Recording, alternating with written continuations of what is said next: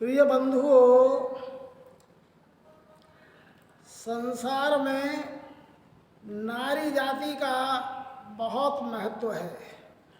जितना पुरुषों का महत्व है उतना ही नारियों का भी महत्व है।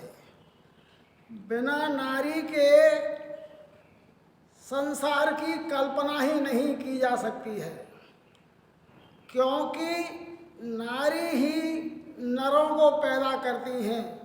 पुरुषों की उत्पत्ति नारी से ही होती है। नारी जननी है, धात्री है, माता है। नारी जगत की माता है, सबको पैदा करने वाली है। तो नारी के बिना संसार की कल्पना करना ही व्यर्थ है। नारियों में बहुत शक्ति होती है और सबसे ज़्यादा शक्ति नारियों में जो होती है वो पतिव्रत धर्म होता है। इनके अंदर पतिव्रत धर्म के प्रभाव से ये परमात्मा को भी अपना बालक बना सकती हैं। पतिव्रत धर्म के विषय में हम बात करते हैं तो माता अनुसुईया का नाम सबसे पहले आदर के साथ लिया जाता है। एक बार नारद जी और भगवान के शिवलोक धाम को गए। वहाँ माता पार्वती से मिले। माता पार्वती ने कहा कि नारद जी, तुम संसार में भ्रमण करते हो, बताओ क्या समाचार है। नारद जी ने कहा कि मातेश्वरी, आजकल संसार की बात तो छोड़िए, तीनों लोकों में अनुसुईया का पतिव्रत धर्म का डंका बजा हुआ है। सबसे श्रेष्ठ पतिव्रता अनुसुईया है। यह सुन करके माता पार्वती सोचने लगी मेरे से भी ज़्यादा। ऐसा कह के नारद जी ब्रह्मा जी के आ गए। ब्रह्माणी जी ने भी यही पूछा तो ब्रह्माणी से भी नारद जी ने कहा कि माता श्री, आजकल अनुसुईया का प्रभाव बहुत बढ़ा हुआ है, बड़ी पतिव्रता है संसार में। और वहाँ से कह कर के माता लक्ष्मी के पास आ गए, बैकुंठ धाम। वहाँ माता लक्ष्मी ने पूछा समाचार संसार का, क्योंकि नारद जी मीडिया का काम करते हैं। अब तो माता लक्ष्मी से भी यही बात कही कि तीनों लोकों में सबसे श्रेष्ठ पतिव्रता आज जो है तो अनुसुईया जी हैं। भैया, माताओं का स्वभाव होता है किसी दूसरी स्त्री की प्रशंसा सुनना नहीं चाहती हैं। अब तीनों देवियों ने जब इनके पति ब्रह्मा जी, विष्णु और शिव जी अपने पास घर आए तो तीनों ने कहा जाओ उनकी परीक्षा करके आओ, अनुसुईया कैसी पतिव्रता है। भैया, तीनों देवता बेचारे हारे झकमारे बेचारे पराधीन। तीनों भगवान परेशान, हैरान। तीनों भगवान माता अनुसुईया की परीक्षा के लिए चल दिए।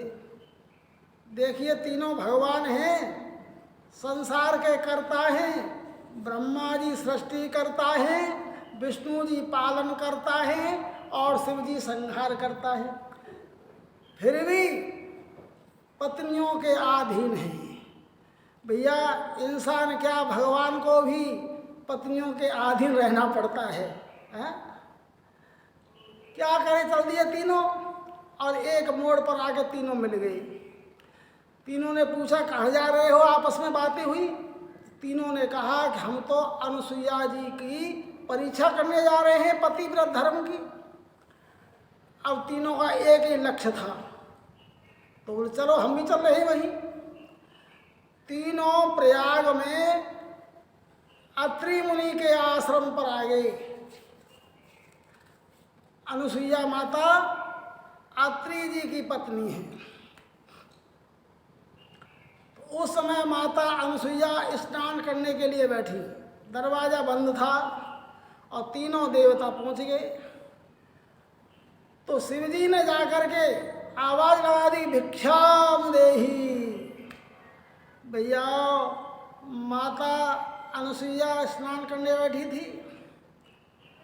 इधर कहते हैं कि ब्रह्मा विष्णु और शिव शंकर पहुँचे अनुसुईया के द्वार। ब्रह्मा विष्णु और शिव शंकर पहुँचे अनुसुईया के द्वार। अरे अनुसुईया हाईवे को बैठी, बस्तर धरे उतार। अनुसुईया हाईवे को बैठी, बस्तर धरे उतार। अरे दरवाजे पे शिव शंकर ने मारी है किलकार। ब्रह्मा विष्णु और शिव शंकर पहुँचे अनुसुईया के द्वार।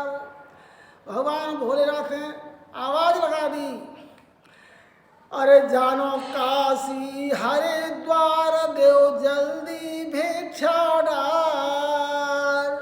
जानो काशी हरिद्वार, देव जल्दी भिक्षा डार। नहीं तो दे श्राप तुम्हारा, हो जन्म बेकार। ब्रह्मा विष्णु और शिव शंकर पहुँचे अनुसुईया के द्वार। शिवजी कहने लगे कि हमें काशी जाना है, हरिद्वार जाना है, देरी हो रही है, हमें जल्दी से भिक्षा दो। माता अनुसुईया ने कहा, मन में सोचा कि ये देरी हो रही है, कौन महात्मा है, योग बल से देखा अपने से, ओहो हो, तीनों देवता मेरी परीक्षा करने आए हैं। अरे अनुसुईया गई समझ परीक्षा, कर रहे खुद करतार। अनुसुईया गई समझ परीक्षा, कर रहे खुद करतार। अरे दरवाजे पे जल के छींटा दिए, तीनों में मार। ब्रह्मा विष्णु और शिव शंकर पहुँचे अनुसुईया के द्वार। तीनों में जल लेकर के छींटा लगा दिया अंदर से ही, तो बालक बना लिए तीनों को। अरे बालक रूप बनाए ले तीनों, दिए पलना में डार। बालक रूप बनाए लिए तीनों, दिए पलना में डार। और उनके आगे नगिन रूप से मलिन हाय रही नार। ब्रह्मा विष्णु और शिव शंकर पहुँचे अनुसुईया के द्वार। तीनों को बालक बना लिया और पालने में डाल दिया, झूलने लगे। और माता निवस रो करके नहाने लगी उनके आगे। क्यों, बालकों से क्या शर्म है, बालक क्या जाने। आहा, तो तीनों देवता नहीं पहुँचे तो नारद जी से पूछा, हमारे पति कहाँ हैं। नारद जी बोले, आपने भेजा है वही हैं। अरे तीनों देव पालने में झूले बन के ऋषि कुमार। तीनों देव पालने में झूले बन के ऋषि कुमार। और नारद मुन से पता लगा के आ गई तीनों नार। ब्रह्मा विष्णु और शिव शंकर पहुँचे अनुसुईया के द्वार। नारद जी से पता लगा कि तीनों वहीं आ गई माता अनुसुईया के यहाँ। और देखा, माता से कहा हमारे पति ने दे दो। माता अनुसुईया बोली, ले जाओ, पाले में झूल रही। और छोटे छोटे बालक पहचाने कैसे, कोई अपने पैर के अंगूठा मुंह में दे रहा हो, कोई हाथ के दे रहा है, छोटे छोटे बालक हैं।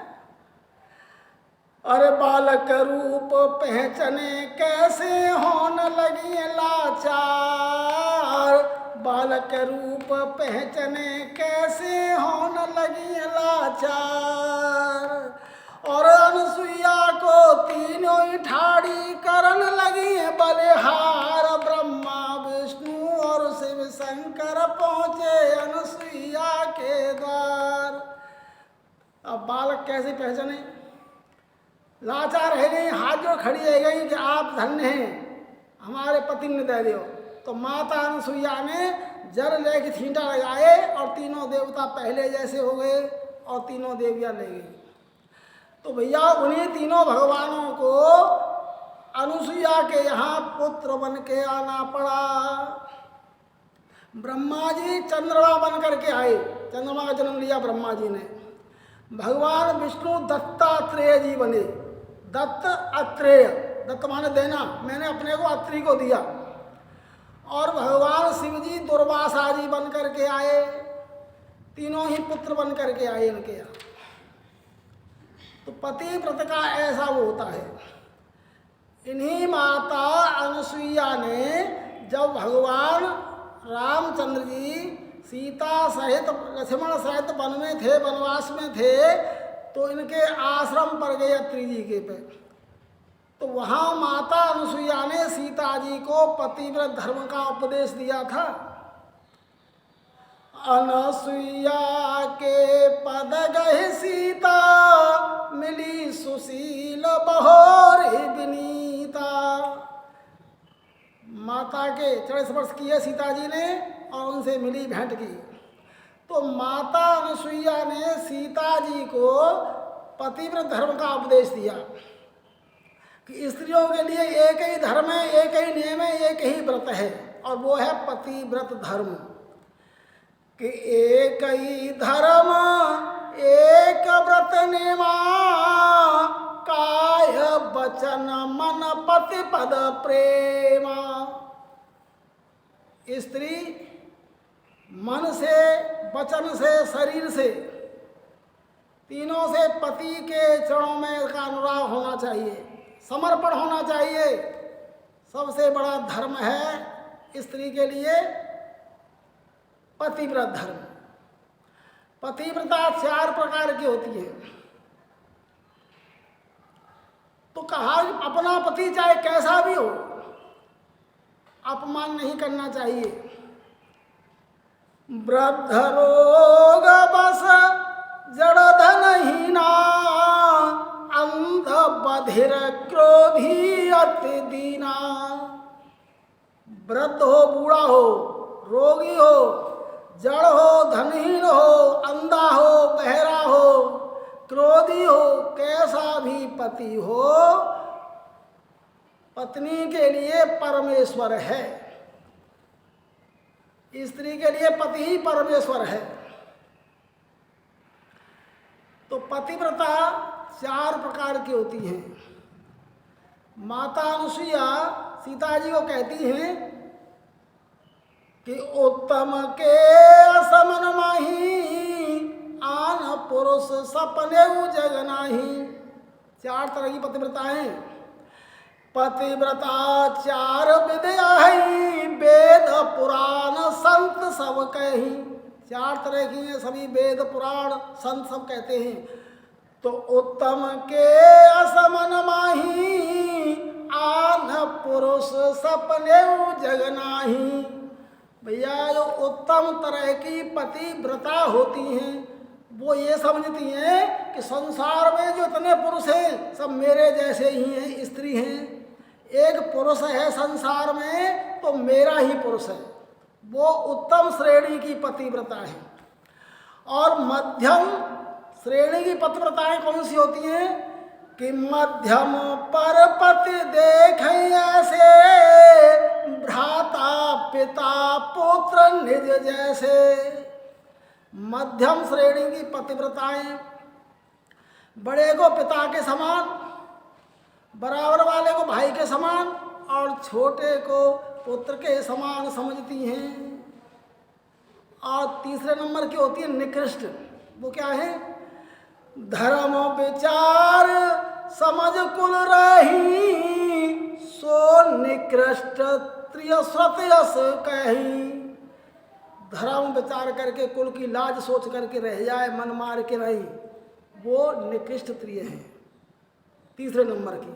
और चौथे नंबर की, बिना अवसर भयते रह जोई, जानऊ अधम नारी जग सोई।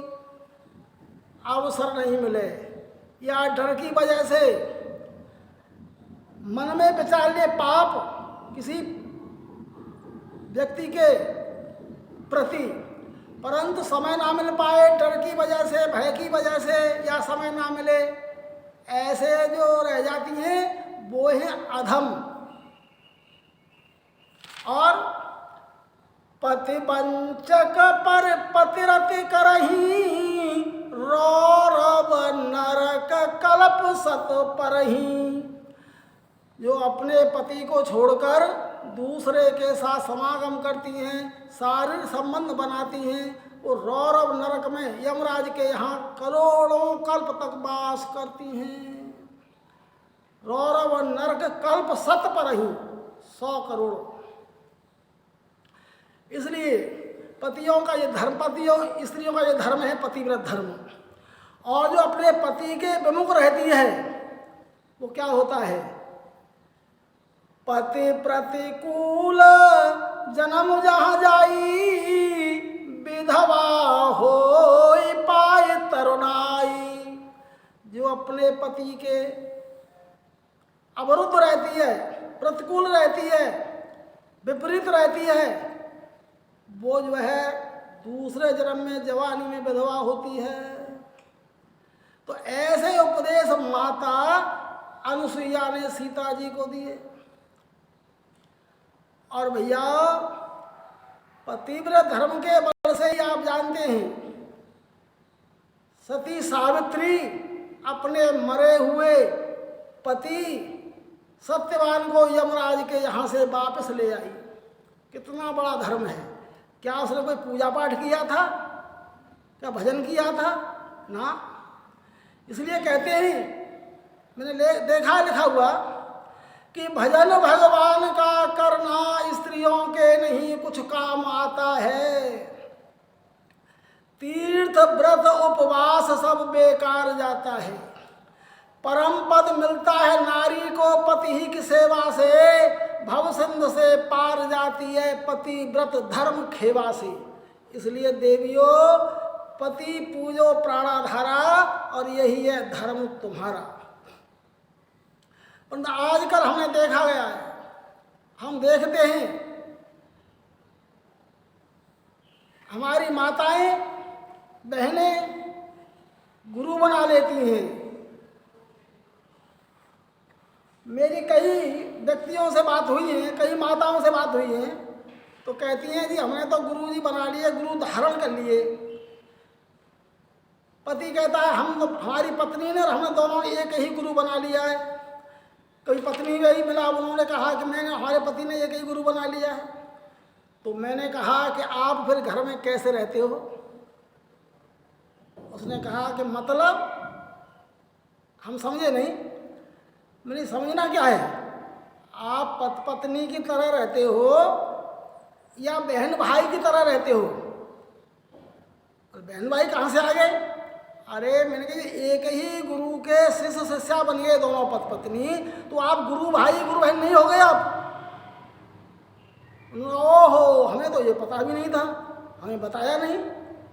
पूछेंगे गुरु जी से, जाओ पूछ लेना, अभी तो कोई आया नहीं बताने मुझे। तो एक ही गुरु के शिष्य बन जाते हैं, शिष्या बन जाती हैं। आप भागवत जी की कथा सुनते हो, देवगुरु बृहस्पति जी के पुत्र थे कच। वो अमृत संजीवनी विद्या सीखने के लिए दैत्य गुरु शुक्राचार्य जी के पास में गए और वहाँ विद्या सीखी। तो शुक्राचार्य जी की बेटी थी देवयानी, उसने कहा कच से जब विद्या सीख ली कि मैंने आपको पति मान लिया है, आप मुझे साथ ले चलो।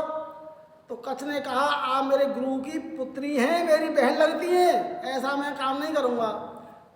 तो कच को श्राप दे दिया देवयानी ने कि मेरे पिता से जो तुमने विद्या सीखी है वो निष्फल हो जाएगी। तो देवगुरु बृहस्पति के पुत्र कच ने भी श्राप दे दिया देवयानी को कि तुझे कोई ब्राह्मण वरण नहीं करेगा, यानी ब्राह्मण तेरे से कोई विवाह नहीं करेगा। और हुआ भी यही। जब शर्मिष्ठा उसे कुआं में ढकेल के आ गई जंगल में, तो राजा ययाति ने हाथ पकड़ के उसे निकाला था और देवयानी ने कहा आप मेरे पति हो गए। उसने कहा मैं क्षत्रिय हूँ, आप ब्राह्मण कन्या हैं। तो यही बात फिर देवयानी ने उसे बताई कि ना ब्राह्मणों में भवता हस्तग्राहो महाभुज कचस बार्ध सापादियम सापम पुरा। मुझे देवगुरु बृहस्पति के पुत्र कच का श्राप है, तुझे कोई ब्राह्मण वर्ण नहीं करेगा। तो जब जो है कच ने उसको पत्नी नहीं बनाया, बहन माना, तो आज जो है एक ही गुरु के शिष्य शिष्या होते और घर में रहते हैं, पति पत्नी का संबंध रखते हैं, ये महापाप है। दूसरी बात, आजकल हम पश्चिमी सभ्यता में जी रहे हैं, पश्चिमी सभ्यता के दलदल में फंस रहे हैं। कहाँ गई हमारी संस्कृति, कहाँ गई हमारी सभ्यता, कहाँ हमारा सनातन धर्म। जब लड़का लड़की की शादी होती है, एक का लड़का होता है, एक की लड़की होती है, तो समधी समधी होते हैं।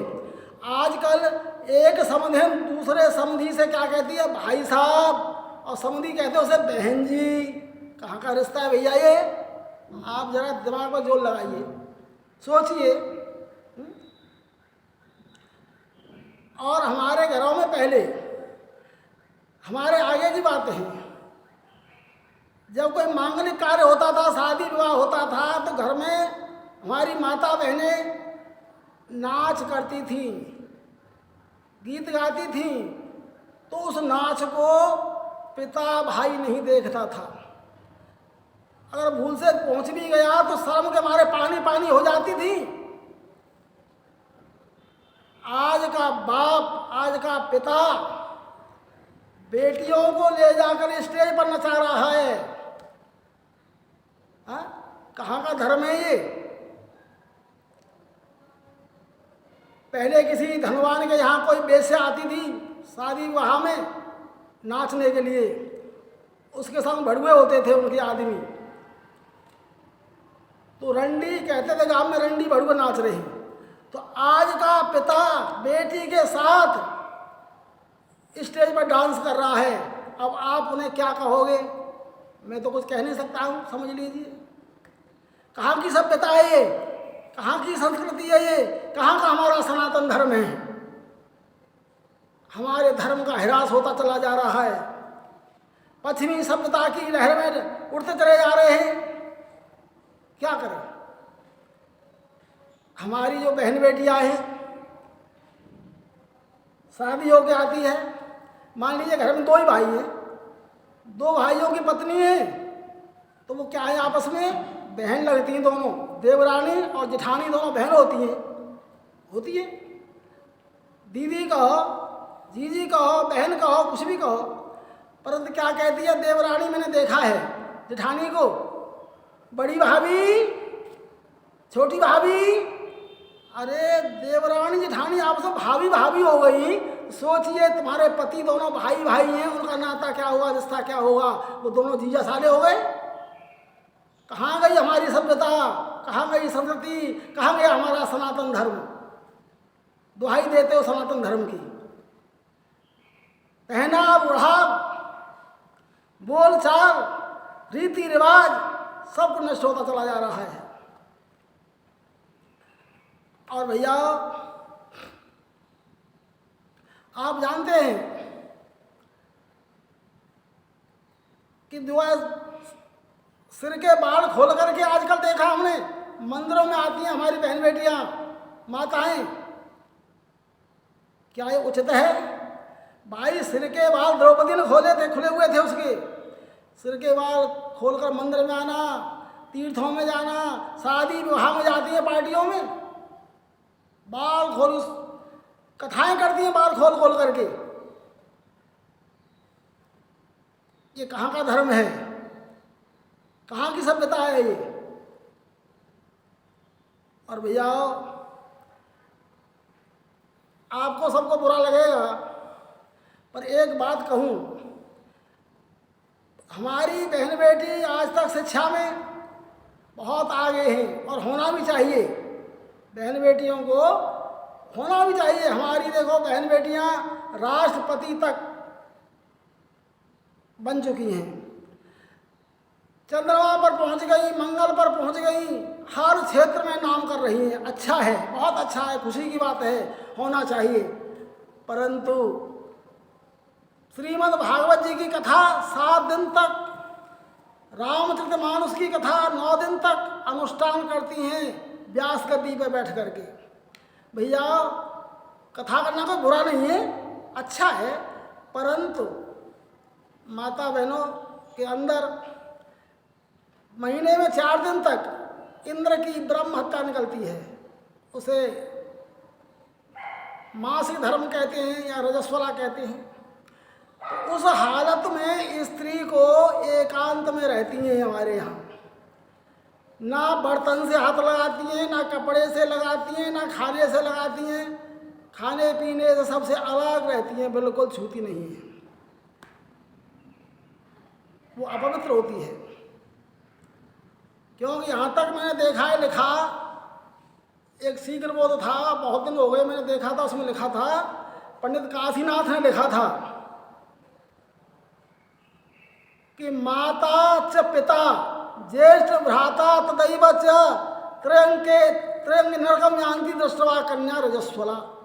माता पिता भाई तीनों रजस्वला कन्या को देखें तो तीनों नरक में जाते हैं।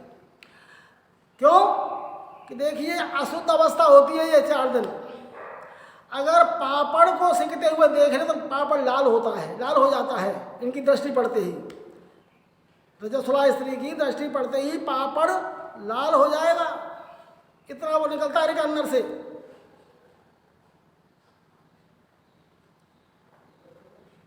और अगर सर्प को देख ले तो सर्प अंधा हो जाता है। कहते हैं ना कि नारी की झाई पर अंधा हो तो भुजंग, तो इसी अवस्था में स्त्री की दृष्टि पड़ने पर सर्प अंधा हो जाता है। तो बता भैया, कथा भागवत करती है 7-7 दिन 9 दिन तक व्यास गद्दी में बैठ करके। अब इनकी कथा तो चलती रहती है, बुकिंग होती रहती है, कहीं ना कहीं तो महीना आएगा ही है। अगर मान लियो वो कहती हैं कि हम तो समय को बचा देते हैं जब तक कथा करते ही नहीं हैं।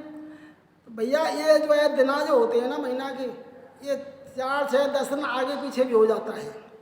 अगर उस व्यास गद्दी पर कथा करते समय अगर रजस्वला हो जाती है तो सुनने वाला भी, कथा कराने वाला भी और कहने वाला भी तीनों गए काम से। इसलिए मेरा करबद्ध निवेदन है, बात तो कड़वी है पर सच्ची है, बात सच्ची है पर है कड़वी। इसलिए मेरा कहना है कि खूब पहले भी पढ़ी लिखी महिलाएं थीं, गार्गी विद्वत्तमा शास्त्रार्थ करती थी। हमारी बहन बेटियाँ पढ़े लिखे खूब हर क्षेत्र में नाम करें, पर जो है व्यास गद्दी की मर्यादाएं होती हैं, इन मर्यादाओं का उल्लंघन ना करें, मेरा निवेदन है आपसे। और स्त्रियों में बड़ी शक्ति है, माताओं में वो शक्ति है दृष्टि में कि अगर किसी पर वो दृष्टि पड़ जाए तो वज्र का हो जाता है। अब देखिए महाभारत का युद्ध चल रहा था और सब समाप्त हो गया युद्ध, दुर्योधन रह गया, वो अपनी माता गांधारी के पास में गया। आप सुनते हैं श्रीमद् भागवत जी में भी है और महाभारत की कथा है। तो दुर्योधन ने कहा गांधारी से, माता मेरे सारे वीर मारे गए, मैं रह गया, मुझे बचाओ। तो माँ गांधारी ने कहा, बेटा जिस दिन से तेरे पिताजी के साथ मेरा विवाह हुआ है तो मैंने पट्टी बांध ली आँखों से। क्यों? तो तुम्हारे पिताजी जन्मांध हैं, नेत्रहीन हैं। तो मैंने कहा संसार में देख के मैं ही क्या करूँगी, तो मेरी पट्टी बंधी हुई है। जब मैं पट्टी को खोलूँगी और जिस पर मेरी दृष्टि पड़ेगी तो वज्र का हो जाएगा। तू वस्त्र निवस्त्र होकर के मेरे सामने आ जा। अब दुर्योधन निवस्त्र होने के लिए गया, भगवान कृष्ण समझ गए कि ये वज्र का हो जाएगा और भीम ने जो प्रण किया है गदा से जांग तोड़ने का वो रह जाएगा। तो ब्राह्मण बन के भगवान कृष्ण पहुंच गए और कहा राजन ये क्या कर रहे हो? दुर्योधन ने कहा कि मेरी माँ ने कहा है तू निवस्त्र हो गया, आजा मेरे सामने, तू वज्र का हो जाएगा दृष्टि डालते ही। तो भगवान कहने लगे अरे भले आदमी, थोड़ी शर्म कर, अपनी लज्जा को ढक ले। बचपन में बहुत देखा है माने तुझे नगर अवस्था में, अब तो जंघा को ढक ले, लंगोट लगा ले। तो भगवान की बात मान करके और उसने केले का पत्ते का लंगोट लगा लिया और माता गांधारी के पास में आया, कहा माता श्री मुझे देखिए मैं आ गया। जैसे ही पट्टी खोली माता गांधारी ने, दृष्टि पड़ते ही सारा शरीर वज्र का हो गया, परंतु जंघा कच्ची रह गई। तो गांधारी ने कहा बेटा तेरे साथ में छल हो गया। कहते हैं बात मेरी सुन बेटा सच्ची, और वज्र भयो शरीर जांग दो रह गई है कच्ची, तेरी जंगा दोनों कच्ची रह गई। तो वहीं से वहाँ दुर्योधन ने जंगा तोड़ी थी। तो कहने का मतलब है माताओं की दृष्टि में वो शक्ति है, अगर किसी पर दृष्टि डाल दें तो वज्र बना देती है। माताओं के दूध में वो शक्ति है कि अगर पत्थर पर दूध की धार मार दें तो पत्थर टुकड़े टुकड़े हो जाता है। भैया एक बार माता अंजनी पूजा के लिए पुष्प लेने आई तो ऊपर से पहाड़ से एक पत्थर गिरा और माता अंजनी के स्तन पर पड़ा। तो स्तन पर पत्थर का दबाव पड़ा, दबाव पड़ते ही दूध की धार निकल गई और वो आगे जो शिलाखंड था, पत्थर था, उस पर पड़ी, वो टुकड़े टुकड़े हो गया। तो माताओं के दूध में वो शक्ति है। पर आजकल माताएं दूध बच्चों को पिलाती नहीं है, बोतल लगा देती हैं 4 दिन बाद ही। क्यों? कि हमारा स्वरूप खराब हो जाएगा, सुंदरता में कमी आ जाएगी, शरीर ढीला पड़ जाएगा। अरे भैया जब बच्चा, आपने देखा है कहते हैं ना अगर तेने माँ का दूध पिया है तो आजा मैदान में, तेने माँ का दूध पिया है तो ये काम कर। दूध कहाँ से पिया उसने बेचारे ने? दूध पिया बोतल का। अब बोतल का दूध पिया, उसके बाद जवान हुआ, फिर बोतल की आदत पड़ गई, मदरा की बोतल लग गई, शराब की। अब शराब की बोतल लग गई तो गाली भी देगा, इधर उधर बकवास करेगा। तो माता को फिर वो गाली देता है, खींचता है, पीटता है, और ऐसी माताओं को ही फिर वृद्धाश्रम में जाना पड़ता है। क्यों? अगर माँ दूध पिलाती तो दूध में जो शरीर का अंश होता है वो जाता बच्चे के हड्डियों में, शरीर में, खून में रम जाता, तो कुछ मातत्व और कुछ उसको माता के प्रति भावना, प्रेम जागता। पर भैया दूध पिया ही नहीं तो फिर कहाँ से उसमें जो है उसका अंश जाएगा बाका। ऐसे ही माताओं को अधिकतर वृद्धाश्रम में जाना पड़ता है जो दूध नहीं पिलाती हैं। तो माताओं को दूध पिलाना चाहिए। तो वो उसको बोतल की आदत पड़ गई, मदरा की बोतल पीने लगा, उससे सारा सिस्टम खराब हो गया, लीवर खराब हो गया, किडनी खराब हो गई, आंत खराब हो गई, फिर ग्लूकोज की बोतल लग गई, सारा जीवन उसका बोतलों में ही चला जाता है और बेचारा फिर यहाँ से संसार से विदा हो जाता है। इसलिए माताओं से करबद्ध निवेदन है कि वो अपने बच्चों को अधिक दिन तक दूध पिलाएं, कि आपके शरीर का अंश उस पर जाए उस बच्चे में, और बच्चा आपका आदर करे, सम्मान करे, प्रेम करे, आपकी सेवा करे। इसलिए भैया मैंने जो बात कही है आपसे, आपको बुरा लगा होगा, मेरा कोई ऐसा मंतव्य नहीं है आप किसी बहन भाई माता या किसी भाई को कष्ट पहुंचाने का, किसी के हृदय को, किसी के दिल को ठेस पहुंचाने का मेरा कोई ऐसा मंतव्य नहीं है कि आपके दिल को ठेस पहुंचे।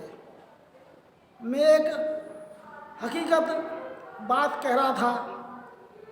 अगर आप किसी के दिल को ठेस पहुंची है तो मैं क्षमा प्रार्थी हूँ। आप मुझे अपना समझ करके क्षमा करोगे। जय जय श्री राधे, जय जय श्री राधे, जय जय श्री राधे।